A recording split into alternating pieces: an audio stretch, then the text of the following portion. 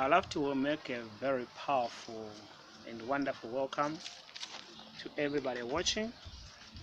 And today I have come with something that I'm so passionate about today. And I'm basically going to address the continent of Africa. And I want to address some matters that are close to my heart. And I'm going to come to talk about a topic that I've entitled Wake Up from Slumber. Slumber is basically sleeping. And I'm going to address the matter of Africa because Africa is a great continent. Africa is the most exploited and one of the richest continents ever, because all the mineral wealth we have oil in Africa, we have diamond in Africa, we have emerald in Africa, we have copper in Africa, everything high grade. And the wild animals we have in Africa are so amazing, but we have not benefited from these. Africa is still behaving like a baby, but it's time that Africa should rise. There's a man in Africa who was killed in 1986. This must be Sankara. And we had another death in Africa. This is the death of Gaddafi. These are men that try to put Africa as an example and did the best they could for Africa, but Africa could not protect the people because of a point I call divide and rule. Some people in this world are using a point called divide and rule by making Africans fight among the Africans, whereas African resources are being taken outside for exploitation. How do we make the pricing for our minerals in Europe, whereas these things come from Africa?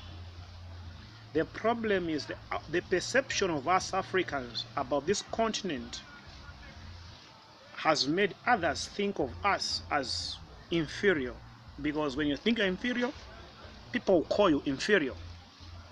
So today I would love to address this matter that Africa must wake up from slumber.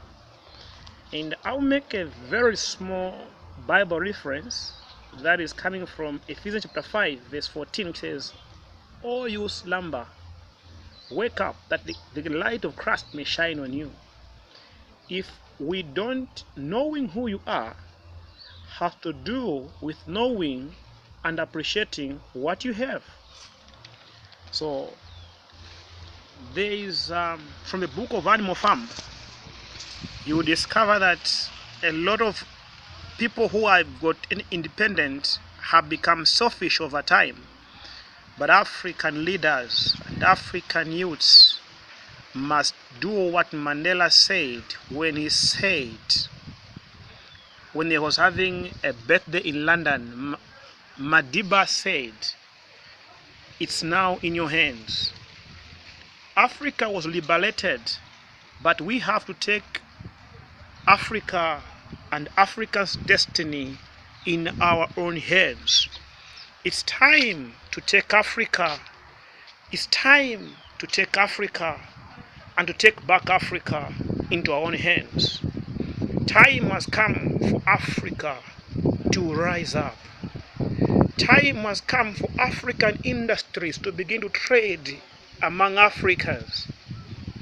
We can go across the world, but as long as you cannot value who you are and appreciate yourself as an African and begin to believe that Africa cannot be able to stand on aid, you can't make your budget on aid. These things must begin to end. You can say the people are ruling you, but we have allowed ourselves to be ruled, because how do you become independent 50 years and still not run your own budget?